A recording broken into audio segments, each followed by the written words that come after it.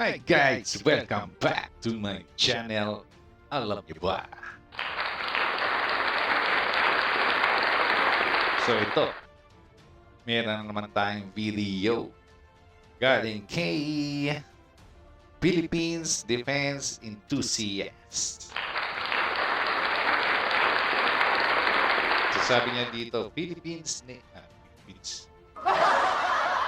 Pabasa ko na ito. Okay. So, Philippine Navy ongoing acquisition of 10 Buhawi weapon system.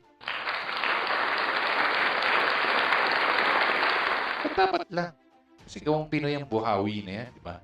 So, kailangan talagang suportahan natin yan. At lagyan natin yung mga barko natin ng mga ganyang kagamitan. Dahil made in the Philippines yan. Diba? So, dapat supportahan talaga natin at magkaroon tayo niyan. At palawakin pa natin yung kaalaman natin kung paano gumawa ng ganyan. Mas may improve pa ang Buhawi Project. Yun nga. At lahat ng barko natin is malagyan ng ganyan. Hindi lang barko. Kasi yung Buhawi niyan, yung automatic machine gun yan, pwede rin yan sa mga armored vehicle, di ba? So, kahit sa mga jeep. Basta kahit saan, pwede ilagay yan. So, malaking bagay yan para sa ating Philippine Army na meron tayong sariling gawa na kagamitan at pwedeng mailagay saan man na parte ng ating armed forces. Diba? So, ito. Tara, panoorin na natin.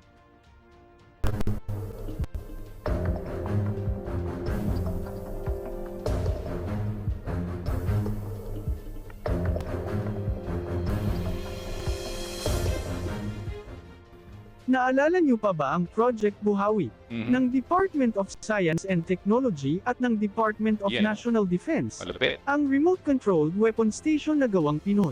Yung. Sa tagal ng panahon na wala tayong balita tungkol sa project na ito, na ang pinakahuling balita noon ay gagawin na ang proseso para sa kanyang mass production, ngunit dumaan na ang mahabang panahon ay wala na tayong nabalitaan tungkol dito. Kaya nga. Ayon sa impormasyon na ating nakalap, masasabi nating merong good news at bad news tungkol sa project na ito. Goodness. Unahin muna natin ang bad news. Ang bad news ay wala pa umanong mangyayaring mass production hanggang ngayon, at wala pang indikasyon na magkakaroon sa nalalapit na panahon. Bakit? Sa isang conference noong Mayo 2022, pinahayag ni Department of Science and Technology Secretary Fortunato de la Peña, na ang susunod na hakbang nila pagkatapos ng matagumpay na pagdevelop, pagbuo at pagtest ng prototype ng proyektong ito, ay magfo-focus na sila sa mga procedure para sa pag-commercialize ng Buhawi, o ang building a universal mount for heavy barrel automated weapon integration. Ayon sa secretary noon, ang Department of National Defense ang siyang pinakaunang maging customer ng proyektong ito, sa oras na papasok na ito sa commercialization. Sana madaliin na nila, di ba? Kasi ang tagal na niyan. Grabe, di ba? So, dapat bilisan na natin yung ganyan. Dahil gawang Pinoy yan eh. Di ba? Para masuportahan na natin yan. Hindi yung pinapatagal pa. Tayong pang Cheche Poreche o ano. Di ba? Andyan eh, ano? Bakit hindi pa bilisan o hindi pa gawa ng aksyon yan? Di ba? Nakakapanghinayang lang dahil nga at syempre habang tumatagal, meron na namang bago, di ba? So, another research na naman yan, di ba? Pero dapat at least nagagamit na natin yan eh. Nagagamit na ng armed forces natin yan eh. Dahil nga, meron tayong prototype eh. Kung may kailangan pang ayusin, ayusin na agad. Para yun nga, magamit na natin. Di pinapatagal pa. Grabe naman. Lumipas ang mahigit 2 taon, ay hindi pa tuluyang naisakatuparan ang vision na ito ng Department of Science and Technology at Department of National Defense. Ngunit heto ang good news. Ayon sa impormasyon, sa ginanap na Asian Defense ang Security Exhibition sa Pasay City, ang Naval Research and Technology Development ng Philippine Navy ay nag-display ng scaled model ng nasabing proyekto, at dito ay kanilang pinahayag, na merong ongoing procurement ang Philippine Navy, sa pagbili ng 10 units na ikakabit para sa 10 nilang barko. Good. Ayon sa kanila, hanggang 160 million pesos ang ilalaan ng Department of National Defense para sa pagbili ng mga buhawi. Magkano ba Kaya isang agad buhawi? tayong nag-research para sa impormasyon na ito, at ating napag-alaman, na totoong mayroong ongoing procurement ang Department of National Defense. Yan, dapat lang. Ito ay base sa supplemental bid na ating nakalap mula sa kanilang website, na naglalaan sila ng halagang 160 million pesos 160 para sa million. pagbuo o paggawa ng mga buhawi remote-controlled weapon station.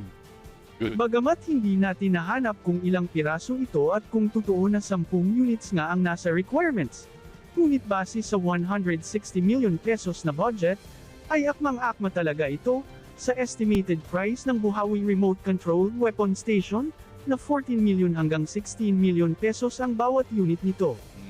Ito ay hindi pa natin makonsider na isang mass production, ngunit ito ay isa sa kinakailangang hakbang upang magiging exportable ang buhawi. Correct. Tulad ng Pilipinas, ang ibang bansa bago bumili ng isang kagamitan, ay mayroon din silang mga requirements na kailangang ang weapon system na yun ay ginagamit mismo ng bansang gumawa nito, kaya ang procurement na ito ng Philippine Navy ay mag-clear sa requirement na iyon. Correct. Hindi binanggit ng Naval Research and Technology Development Center ng Philippine Navy kung anong mga barko ang kakabitan ng 10 buhawi na ito, ngunit ayon sa kanila, ay hindi lamang mga maliliit na barko ang ikakabit ang mga buhawi na ito, kundi pati na rin sa mga malalaking surface combatants Dapat ng lahat. Philippine Navy ngayon. Ang dalawang Tarlac class ay maaaring isa sa kakabitan sa 10 mga buhawi. Yun. Dapat lang. Yung Tarlac na tawag dito. Tsaka yung Davao del Sur. Lagyan. Kasi kawawa naman. Walang ano. Alam ko meron silang dalawang machine gun sa harap, kaliwat kanan. Pero kulang na kulang yung pandepensa sa kanya. Dapat lagyan talaga ng armaments yan. Pati Otto Milara, lagyan din 76mm, di ba? Tsaka kahit mga simpleng missile, lagyan din yan. Para yun nga. Madepensahan din naman yung kanyang sarili. Siyempre, daming dalang mga militar o mga may helicopter, di ba? Dalawa. Tapos may mga sa baba naman, sa gitna, may pwedeng lagyan ng mga armored vehicle din yun. Yung amphibious natin, di ba? So kapag tinira yun, hindi lahat yun sira. Kasi wala siyang pangdepensa. So dapat lagyan na talaga yan. Remote-controlled weapon station na ito, kung saan tinatayang nangangailangan ito ng 2 buhawi RCWS ang bawat Tarlac class. May mga balita na rin noon, na ang BRP Conrado Yap at ang 3 Cyclone class, ay mga barko na napupuswan ng Philippine Navy, na magkaroon ng Filipino-made remote-controlled weapon station na buhawi. Correct. Matatandaan ang PC-376 patrol craft na BRP Alano ng Philippine Navy, ay ang pinakaunang kinabitan ng remote-controlled weapon station na ito ng Pilipinas, at nakakabit pa rin ito hanggang ngayon. Bagamat hindi ito masyadong good news, dahil ine-expect sana natin na after 2 years ay mangyari na ang mass production ng remote-controlled weapon station na ito ng ating bansa, Kaya nga, ngunit sa anumang kadahilanan kung bakit may kabagalan ang pag-implement nito, ay natutuwa pa rin tayo dahil sa wakas, ay may makikita na tayong resulta sa research and development project na ito ng Pilipinas, at umaasa tayong ang 10 units na ito, ay ang siyang pasimula. Ang Buhawi Remote-Controlled Weapon Station, ay produkto ng research and development ng Department of Science and Technology at Department of National Defense, na ang pakay ay gumawa ng sariling RCWS na may pinakamataas na accuracy rate, at mayroong night and day mission capability, at ang plano ay ikakabit sa lahat ng barko ng Philippine Navy, at Yes. naglalayon din sa pag-export nito sa ibang bansa. yes. Bahagi ito ng Self-Reliance Defense Program, at sinasabing first step ito tungo sa paggawa ng mas malalaki pang mga close-in weapon system sa hinaharap. Ina-adopt na rin ng Philippine Army ang proyektong ito, na naglalayon silang makabitan din ang kanilang mga pangunahing mga armored vehicles. Project Cobra naman ang Yun ang sinasabi ko, di ba? Pwede siya sa armored vehicle. Kasi di ba, sa Israel din tayo, sa LBIT system tayo nagpalagay ng mga ganyan, yung mga automatic na machine gun na yan. Sa mga natin, sa M113 natin na armored vehicle. Di ba? So, meron pa mga armored vehicle natin na hindi nalalagyan ng mga automatic eh. Mga manual pa lang din. So, In the future, yan na yung ilalagay natin, di ba? At least gawang Pinoy. Hindi na tayo kukuha sa ibang bansa. Tawag ng version ng Buhawi RCWS na para sa Philippine Army, na ayon sa pinakahuling impormasyon, ay maganda ang naging resulta ng development na para sa kanila, at inaasahang susunod na rin ng Army sa procurement ng mga ito, sa susunod na taon. Nice. Ursa Flor.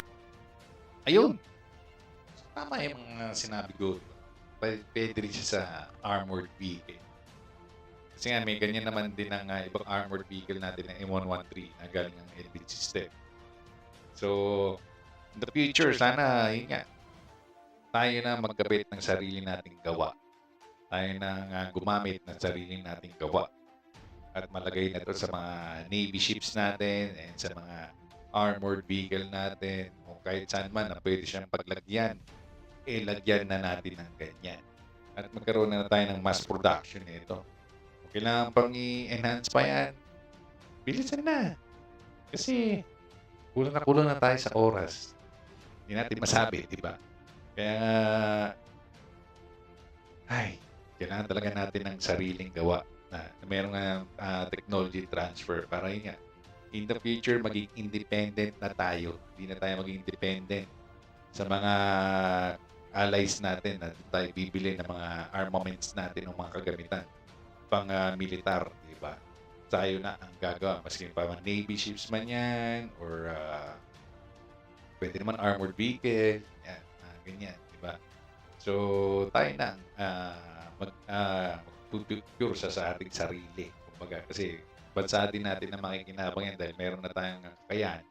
Pwede na rin tayo export ng mga kagamitan dahil ginagamit na natin sa sarili nating bansa. Kasi yun naman ang requirements ng ibang bansa bago bumili sila, dapat ginagamit din ng bansang iyon ang binibenta nila. Diba? So, yun. Hintay na lang tayo pero naman sana tumagal. Kasi sobrang tagal na tayo naghintay. 2 years na. So, dapat nga nagagamit na natin yan. Dapat nga meron na yung mga Philippine Navy natin na mga ganyan.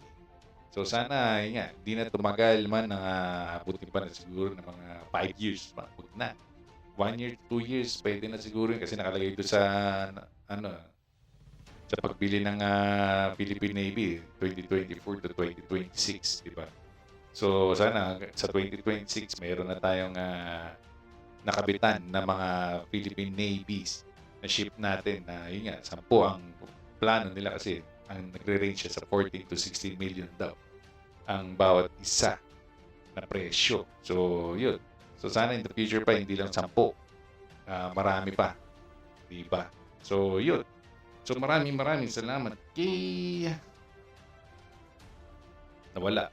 Kasi nga, ano na to eh. So, huwag niyo po kalimutan mag-subscribe po sa kanya. So, huwag niyo rin po kalimutan na mag-subscribe din po sa akin. So, lalagay ko po yung full video niya dito sa description down below and then yung channel po niya.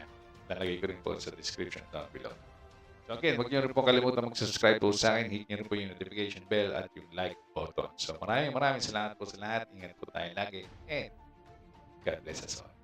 Bye-bye.